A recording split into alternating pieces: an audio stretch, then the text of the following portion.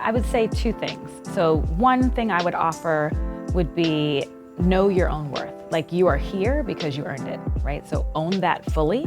And sometimes in my role as a woman of color or person of color in my career, it's been hard to feel that way. Like, you might feel like, I'm in this room, but how do I match up to others? Well, you're in the room, so you match up to others. And like, holding on to that, I think, is an important piece. The other thing I would say is presence. And what I mean by that is like actual presence in the moment. You're going to be running 50 miles an hour or faster with multiple things coming at you at once. And your ability to remain present in the moment is what's gonna help amplify you and project you forward. Just that, like, you're gonna do it. So, like, you're here now, so hold on to that and keep going.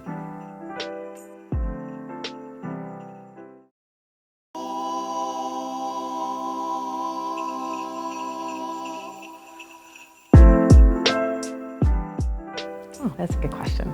We support teachers throughout their career in service or professional learning and in instructional materials. And so my portfolio cuts across just looking at like equity in education.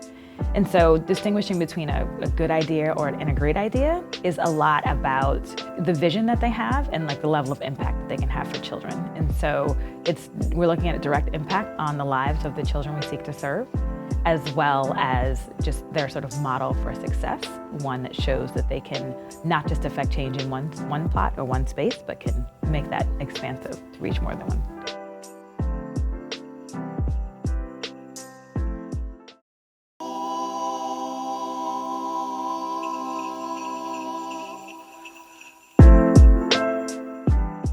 That's a great question. And I don't think we have like a stock answer around if they're past this point, they're ready for us.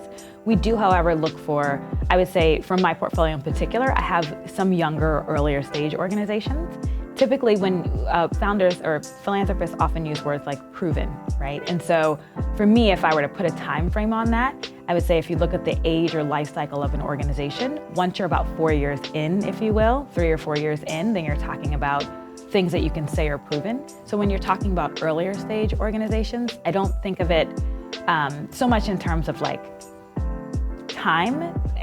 I think of it more in terms of like organization, right? So this is back to the clarity thing.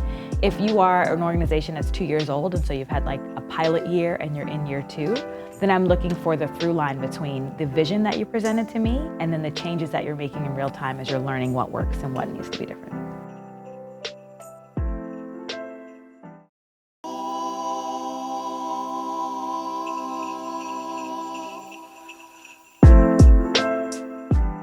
The one thing that I look for is clarity when I'm looking at a founder or a new opportunity, because when you're starting something from scratch, there's a lot that's going to come at you. And when you're engaging in conversations about support and funding, like those folks also have ideas and thoughts about what's important.